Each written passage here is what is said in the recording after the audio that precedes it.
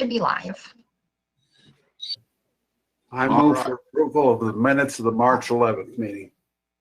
Oh, hold on a minute, Mr. Campbell. I need to take a roll call since we're in this virtually and everything. And there are a lot more people here, it looks like, than was on my roster sheet of attending. So the first item we'll do today is we'll take a roll call of everyone that's here. Obviously, myself, Mayor Rosworski is here. John Dennis. Here. Kevin Underwood. Here. Tom Murtaugh. I said Tom was going to be here. Is Dave Byers or Tracy Brown on the line? Okay, thank you. I'll mark that one out. Jackson Bogan. Here. Ron Campbell. Here. Peter Bunder. Here. Cindy Murray. Here. Ben Murray. Here. And Shane Spears. Present. All right, thank you, everyone. I appreciate that. The next item on the agenda is the approval of the minutes from the March 11th, 2020 meeting. So moved. Do I have a second? Second. A motion and a second for Mr. Campbell and John. Looks like Tom Murtaugh has just joined us. All right, we'll take a roll call vote on the approval of the minutes. John Dennis. Aye. Kevin Underwood. Aye. Tom Murtaugh. Aye. Jackson Bogan. Aye. Ron Campbell. Aye. Peter Bunder. Aye. Cindy Murray. Aye. Ben Murray. Tony, I was inadvertently left off of the members who are present at the meeting as chairman of GLPTC. Okay. So Well, we'll make fix that change. Yeah, we'll change that as a Scribner's error, and we'll get that changed. We'll have the staff change that. Okay, thank you. Thank you. Then I vote aye.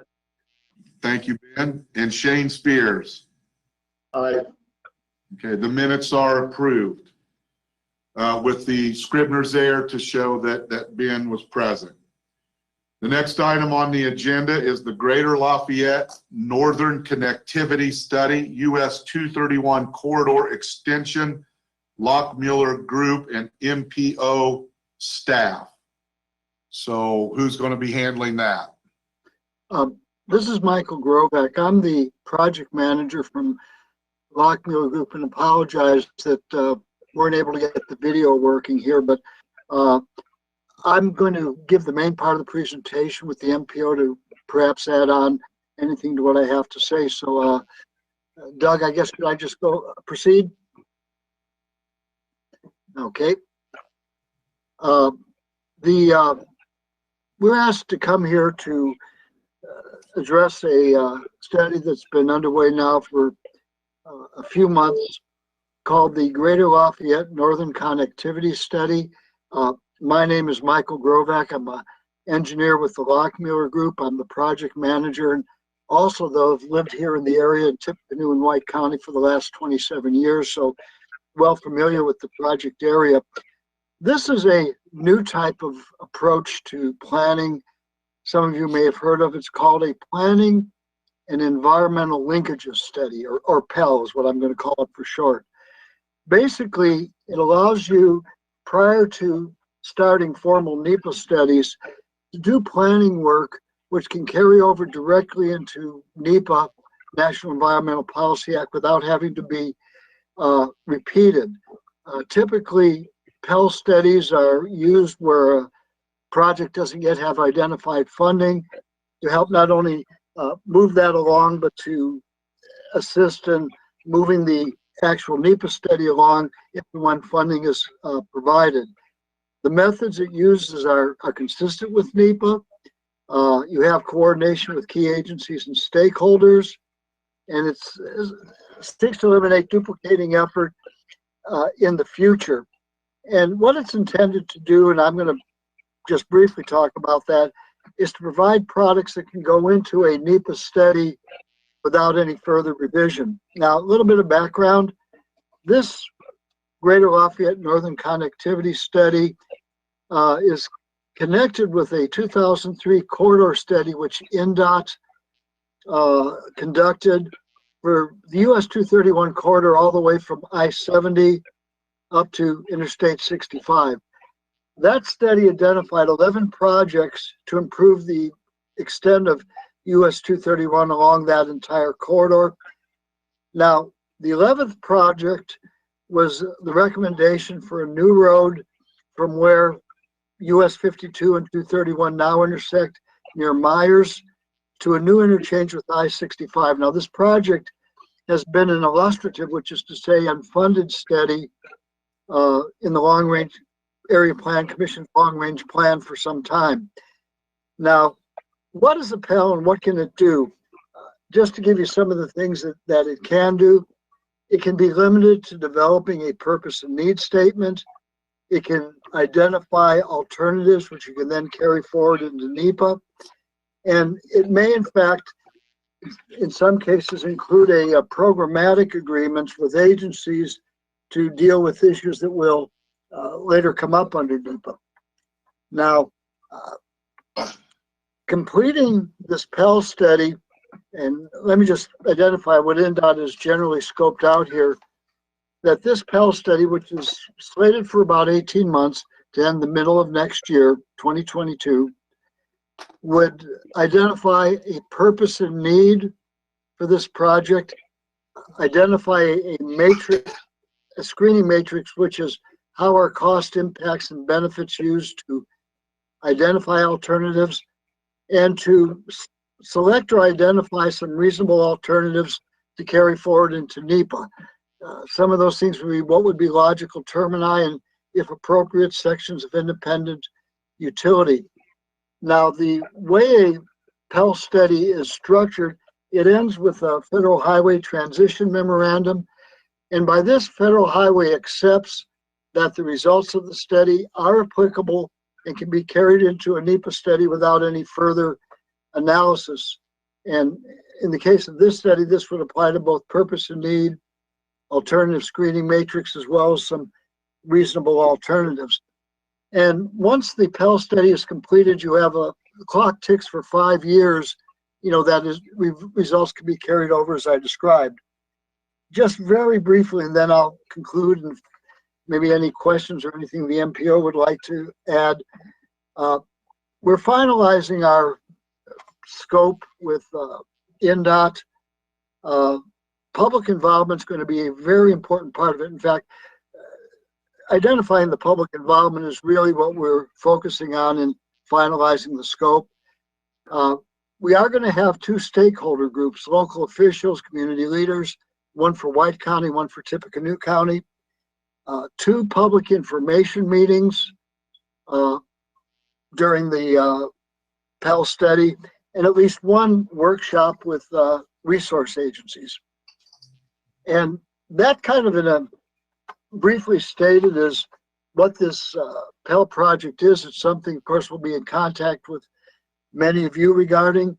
Now, I don't know if the MPO has any questions or anything they'd like to add, or I don't know if it's appropriate or customary that I would answer questions from the floor, but I'll turn it over at this point to the MPO. Yeah, this is Tim Stroshine from the MPO. I don't really have too much to add to what Michael said.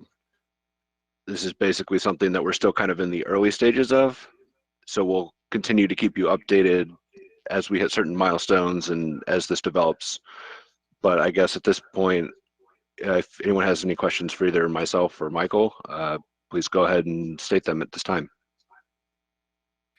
This is Peter Bunder, and for anyone on the call whom I haven't met before, I am the president of the West Lafayette City Council, which gets me in this little square this afternoon. I would just like to say how important this is to the city of West Lafayette. This is the equivalent of railroad relocation for the city of Lafayette. We cannot connect our levee, our waterfront area, to the hill where Purdue is. And so as long as we have 4 lanes of truck traffic going through town. So in order for us to build or rebuild the city, this is extraordinarily important. And that's something I'd like to highlight at the beginning of this. Thank you, Tim. Thanks, Peter. If I could just add, one of the reasons that Lockmuir selected me as the PM, as I mentioned, I lived in West Lafayette for 17 years, had 4 children graduate from West Lafayette High School.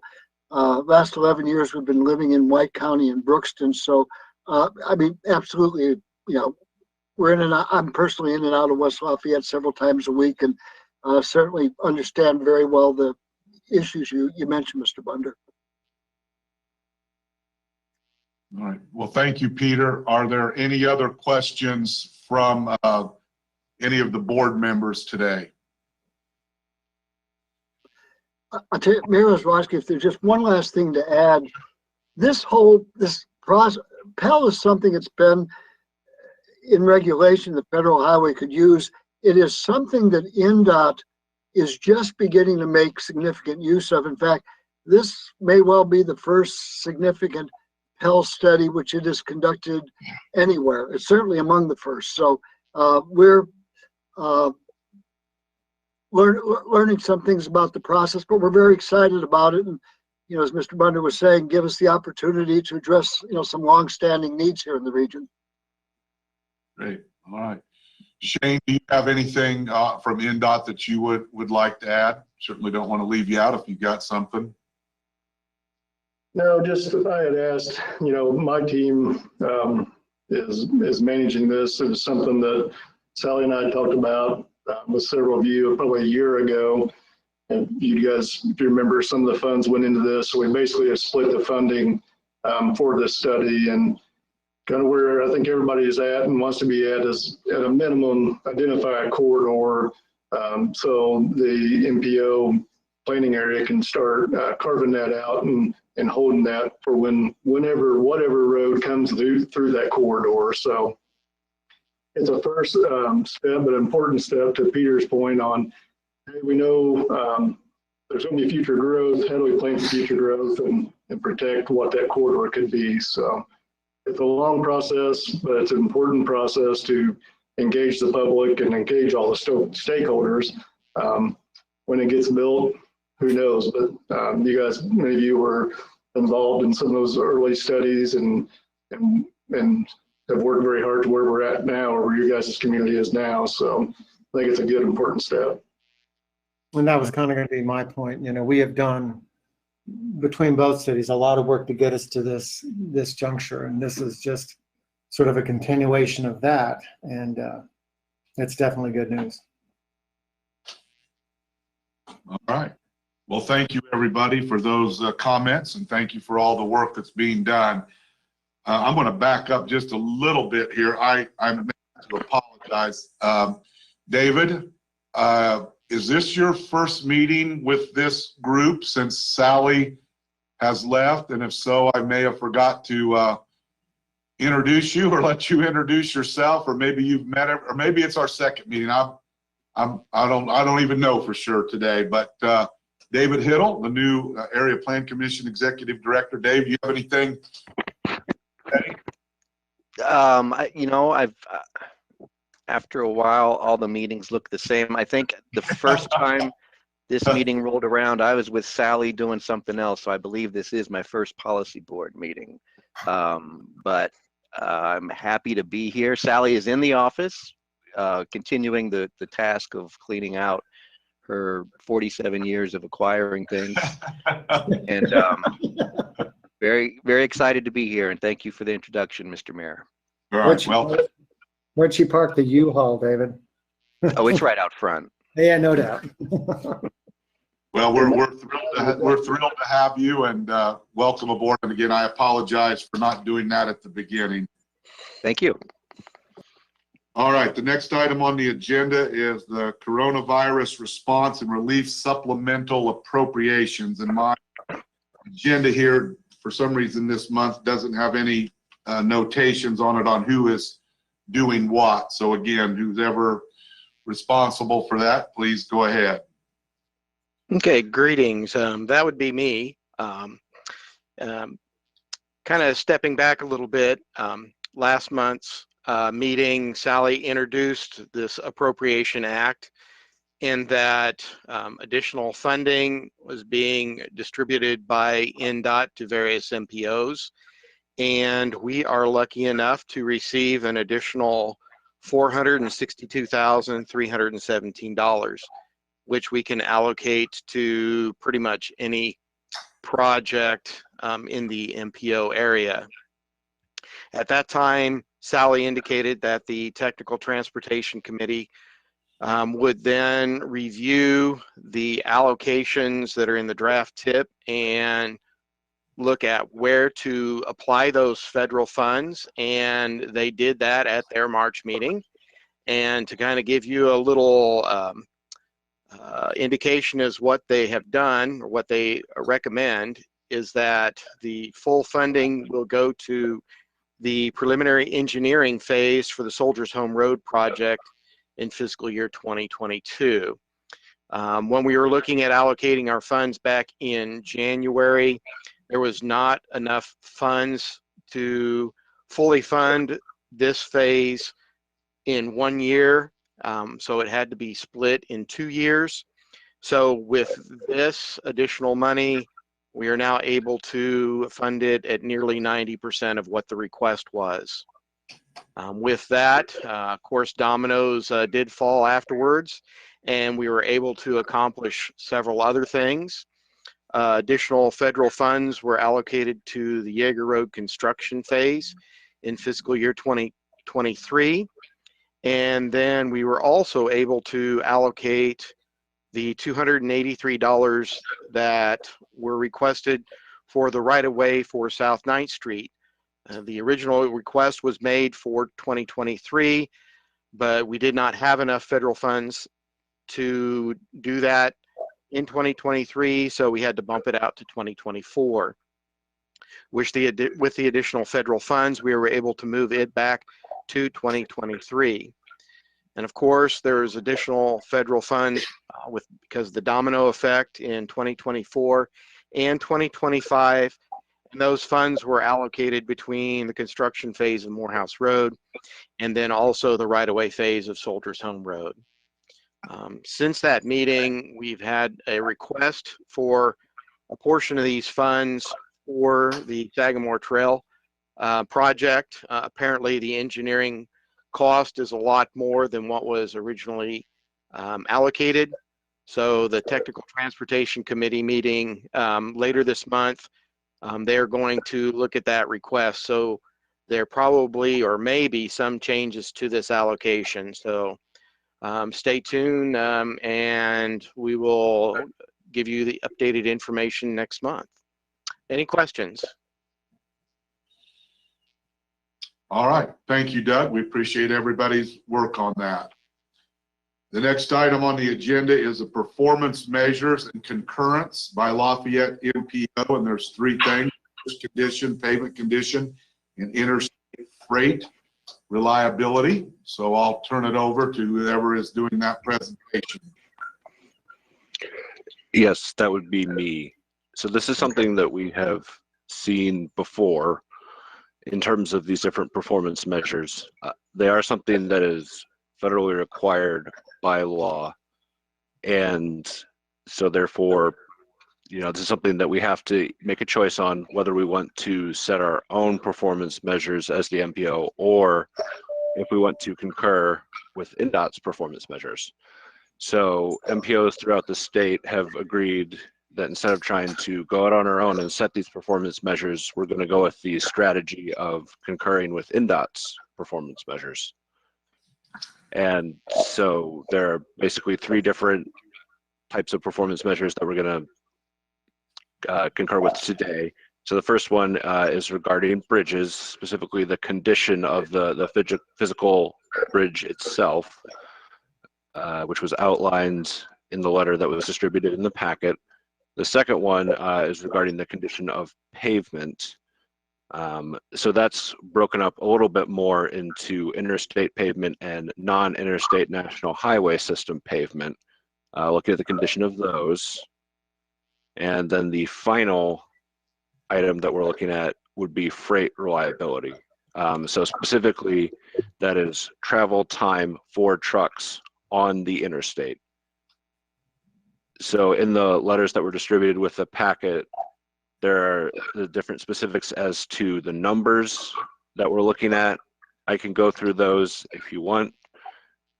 I didn't feel that it was super important to get that into the weeds at this time, but what we are asking you to do is to affirm these support letters at this meeting, which will require a motion and a second and a voice vote. So if you guys do want me to go into more detail about this, I'm happy to. And I'm also happy to answer any questions. All right, what's the pleasure of the board? Anybody have any questions?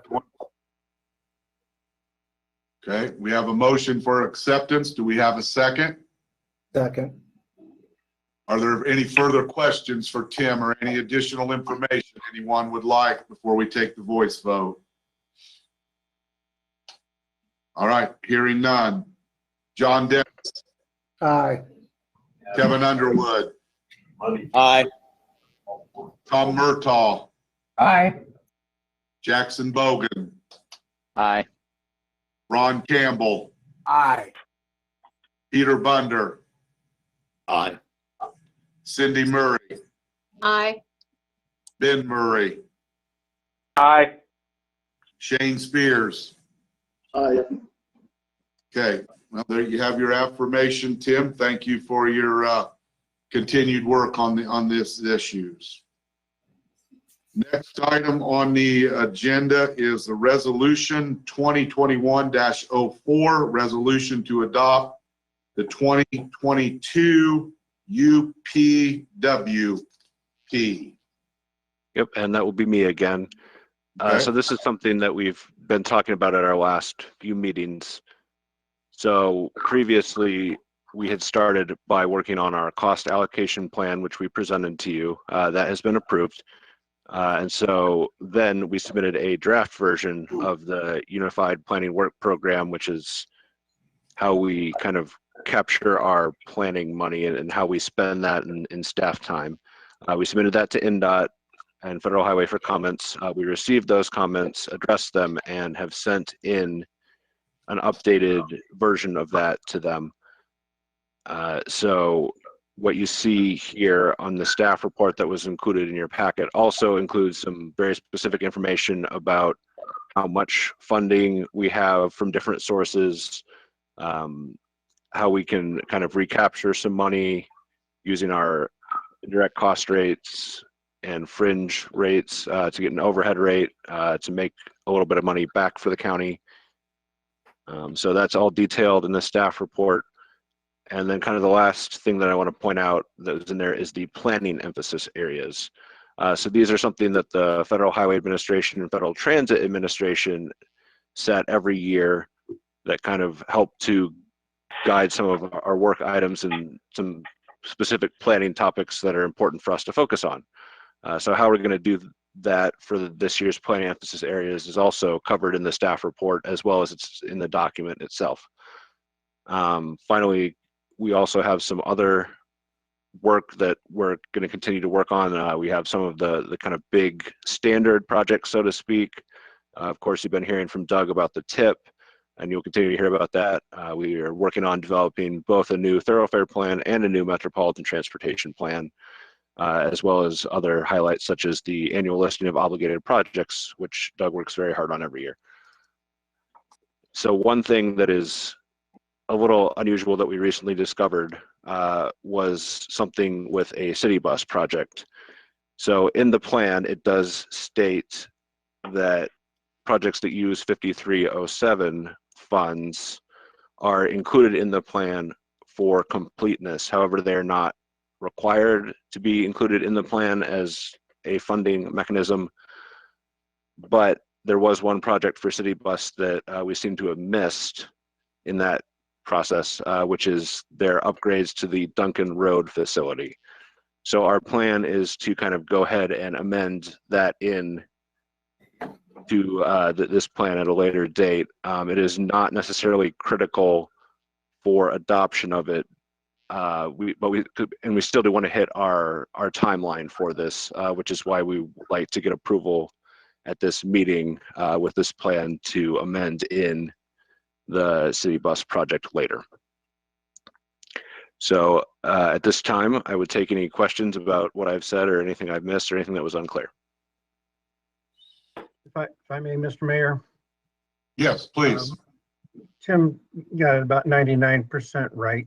And usually for government work, that's okay. But one thing he said, the upgrades to the 2800 Duncan Road project, that was a feasibility study to see if that would be a useful facility for us, not necessarily upgrades. So I just wanted to make the board aware of that little slight discrepancy. Okay, all right. Thank you, Marty. Duly noted. Anybody else have any questions for Tim? Okay, I would entertain a motion then on resolution 2021-04. So moved. Second. Excuse me, go ahead. Okay, we have a motion from Mayor Dennis and a second from Clerk Murray.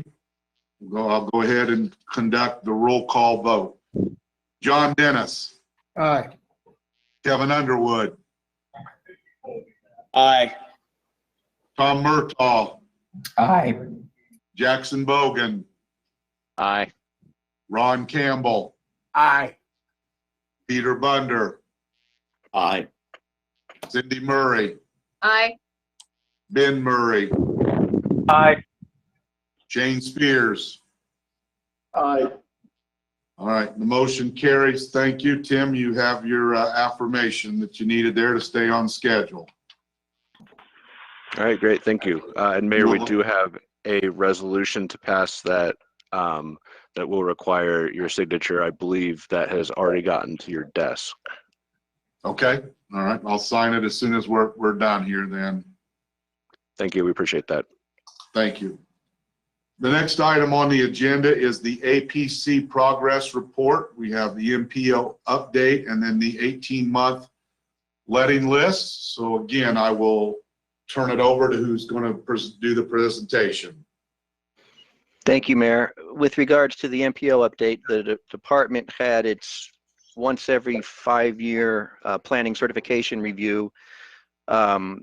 This on March 22nd. That's conducted by INDOT along with staff from the Federal Transmit Administration and the Federal Highway Administration. So that was an all-day affair on the 22nd, headed by Sally and Tim, and as well as Doug and Aria and Maureen. And also Gary Schroeder did attend, and we thank him for his time for doing that. And I think it's safe to say that it went through with flying colors. As little more than an observer at that meeting at that point, I feel confident and comfortable saying that this is a very strong staff, and the presentation went very well. In fact, INDOT asked if they could use what the staff put together as a model for other MPOs that presumably aren't doing quite as well with their presentations. So that's over. We have yet to receive any kind of feedback from INDOT. We expect something, and with that, we'll make whatever changes, additions, deletions they're suggesting, and then we'll be done with our certification review. Tim, did I hit everything? Anything I'm missing there? No, I think that pretty well covers it. We are expecting the comments within the next couple weeks, but we're never 100% sure when these sorts of things will get back to us. It's just kind of the nature of this type of work. So we'll let you know when there is news. All right. Well, Thanks. thank you. Congratulations to the staff for doing such a wonderful job on that. All right. Who's going to handle the draft 2022-2026 tip status update? That would be me. Okay. And as you've known, and we reported in previous meetings that we are developing the draft tip. Right now, it is in the public comment period. We have received a few but we are actually going to start the adoption process later this month and present the draft document to the Technical Transportation Committee. We are sticking to NDOT's timeline, which they gave us last year, and they asked us to have the documents adopted by early May. We have not officially received NDOT and FHWA comments. It was anticipated we would receive those by March 15th, but we have not. So when we do receive those, we will address them and then make any changes that are required. I did look on NDOT's website, and of course, not only are we supposed to develop a new transportation improvement program, but I did not see yet a draft state transportation improvement program available. So hopefully that will be available soon. Since we do not see the state transportation and program published yet, my crystal ball is telling me that probably starting next month, we might have to amend all the projects that are anticipating funding for fiscal year 2022 in the current existing TIP, so that none of the projects that are expecting these funds would be delayed. So I suspect we may have a TIP amendment for that to present to this body in May. But otherwise, I'm hoping that we at least have the draft to present to this body in May as well. Questions? All right, no questions for Doug? All right, thank you, Doug. 18-month letting list. Okay, I'll be handling that as well. As you can see on the list, there were 5 projects on the April letting. The first project, I couldn't find it, so I'm not exactly sure what has happened to it, so I'll have to do more detective work. Regarding the debris removal project, there was apparently a low bidder. It's not been awarded yet, but the low bid was a little over $263,000, and the engineer's estimate was just under $730,000. So I suspect that will be let. For the State Road 38 overlay project, Reith Riley was the low bidder at $1.55 million. The engineer's estimate was $1.8 million. So I guess I suspect that will be let as well. Regarding the pavement patching, US 231, the low bid was Reith Riley at just a pinch over $146,000, but all of the bids received were above the engineer's estimate. And likewise with the I-65 pavement patching project, the low bid was $1.54 million, and all the bids were above the engineer's estimate. So we'll have to wait and see on those. The last project this fiscal year is the various locations traffic signal modernization, and that is still listed on the May letting. Touch upon a couple of them. Project 13, that project is a district-wide bridge maintenance project. That slipped from a July bid letting to a November bid letting. Project number 14, the Sagamore Parkway Trail. It shows here November bid letting, but that has actually been moved to January. So we'll see those changes next month. And then, of course, touching on the big one, projects 17 through 27, the I-65 widening. That is still on a November 17th bid letting. So that is progressing well, and we'll keep our fingers crossed, and hopefully that will be bid that month. So any questions? Doug, Yes. I did have one. The one you couldn't find, I'm assuming, is the very first one about the sidewalk ADA ramps on State Road 38. Correct. Okay, well, I would be very interested in what you find out about that. Okay, I will dig into that, and then when I get the information, I'll let you know. Okay, all right, thank you. All right, any questions from the group to Doug about the 18-month letting list, or Shane, if there's anything you would like to add at this time? No, I don't have anything. That 38, Doug, maybe you may not have found it if we didn't get any below bids or something, but I've not seen the unofficial results yet either on any of them. Okay, thank you. All right, at this moment, I would like to check with the Area Plan Commission staff to see if you've received any public comment, either prior or during the meeting. Okay, so I did not see any public comments at this time. We did have some interruptions with the video feed, but it looks like it's back now, and we still have no more comments. Okay, thank you very much. We'll wait just, I think Sally typically used to have us wait a little bit here at the end just to double check. So we'll wait just a little bit. Yeah, just 30 seconds is probably fine. I'll keep a timer here. Thank you.